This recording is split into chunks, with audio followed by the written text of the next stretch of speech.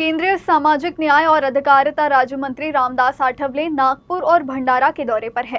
नागपुर में पत्रकारों से बातचीत के दौरान आरक्षण खत्म करने की मांग के सवाल पर आठवले ने कहा कि देश में कुछ लोग आरक्षण रद्द करने की मांग कर रहे हैं, लेकिन किसी को भी आरक्षण रद्द करने का अधिकार नहीं है। SC STचं पॉप्युलेशन आता 16.6% ऐसीचं पॉप्युलेशन 11च्या जनगणनेप्रमाणे आणि 8.4% आरक्षण हे ट्रायबलचं आहे।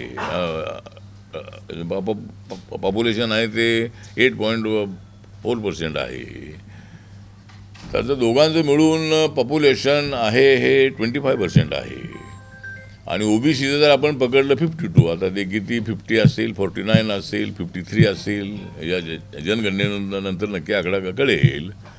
पण कालेलकर कमिशनचा जर आपण त्यांच्या अभ्यासातून त्यांनी दिलेला जो आकडा पकडला तर 52% ओबीसी आणि 25% SC ST, तर या दोघांची पॉप्युलेशन मिळून होते 57%।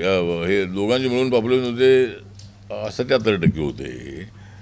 तर ज्यांचं पॉप्युलेशन 77% आहे त्यांना आरक्षण मिळते 49.5%, आणि ज्यांची आबादी राहिलेली आहे 23% हाय कास्टची त्यांच्यासाठी 50.5% जागा आहेतच।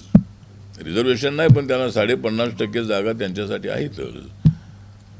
तर आता आरक्षणाला विरोध करणाऱ्यांना आमचा इशारा आहे की आरक्षणाला विरोध तुम्हाला करता येणार नाही। तुम्हाला मागणी करायची आहे, तुम्ही मागणी करा।